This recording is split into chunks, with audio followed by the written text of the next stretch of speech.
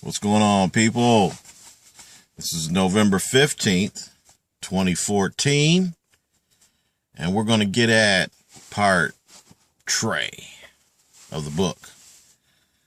So I hope this is keeping you a little bit informed on what I've been doing in my lab. All right?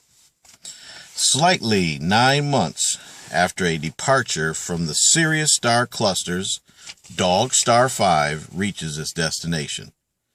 The third star/planet of the Milky Way galaxy, Earth.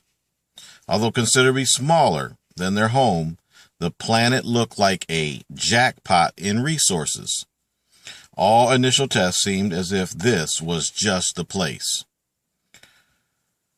First, Anji sent teams of archaeologists to check for any kinds of evidence for intelligent life forms. Initial reports came back of a creature standing on 2 legs, which resemble man, yet different. Too much hair, skull differences, and 0 cognitive skills. Only animalistic type behavior, also reported. The height appeared to be of a very tiny scale, averaging just about 6 feet in height. As far as resources, sonar and X-ray technology show huge deposits of fossil fuels and rich veins of gold. Further investigation found diamonds, platinum, plutonium, uranium, and plenty of quartz crystals.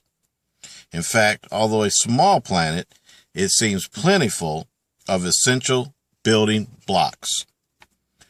The Sirian star clusters all had habitable planets, but each had its own civilization unique to its planet.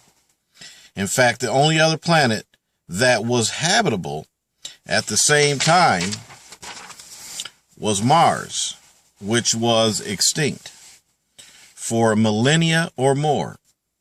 Initial results seemed favorable, water and carbon being very enticing. Curious of all were huge pyramid apex constructions and big chimera statues of a sphinx.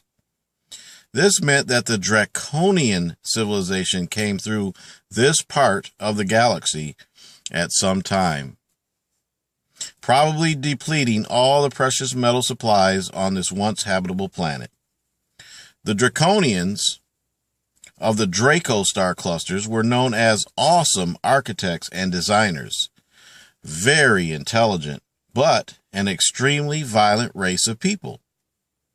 At least in their findings on the planet Mars, there didn't seem to be a takeover or siege of the planet like was seen elsewhere in the galaxy. Dog Star 5 was put on full alert, just in case they ran into any rogue draconian factions around them. But to the ship's surprise, nothing happened to threaten crew or fleet. Even on Earth, no presence of draconian leadership and no landmarks as of now. In all intents and purposes, the planet looked ready to be plucked. After another week of surveying, the Dog Star 5 touched down on Earth to make initial contact on October 31st, 0033 years, Sirius time, landing in the African highlands. Preferring the warm, dry climate of the region, Anji set up the first Brachian post on Earth, immediately becoming a one-man maestro, conducting crews in every aspect imaginable. No one could say he wasn't a capable leader. In fact, Anji excelled, thrived at being the best. As if to prove himself, it seemed that the king made a good decision in putting his son in power. At every turn, Anji proved to be a solid decision maker. Yet when it came to Anki, it was a different story. Coming back to his humble sleeping compartment, Anki was dead tired. After washing the day's grime off, then grabbing a bite to eat, Anki was just about to hit the bricks when Angie steps through the doors. Well, well, brother, are we sleepy? Need some beauty rest? Tired and now irritated, Angie said, Prince, it's been a long, hard day.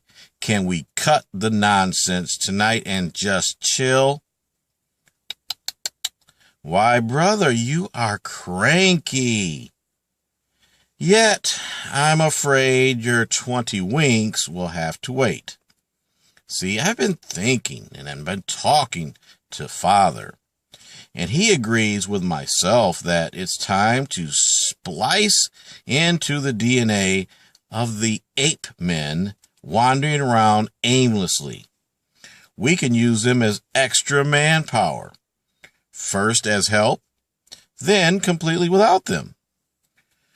With our superior intelligence and guidance, we can give them a small part of us, basically as slave labor, always answerable to us. Seeing a lost cause at the bed, Anki got dressed. While putting his boots on, he said, "Don't you think that's a little draconian of you? Where is your compassion?"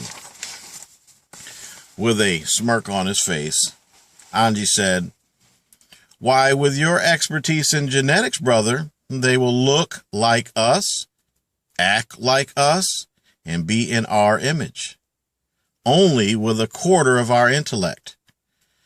Shaking his head, Anki said, "And I thought we doctors go through a God complex, but you have taken it to a new extreme." And that's the end of this part right now. And so I will go over part 4 real soon. I've already got it compiled. Just have to do a few paintbrush strokes over it. So you guys have a good day. Peace.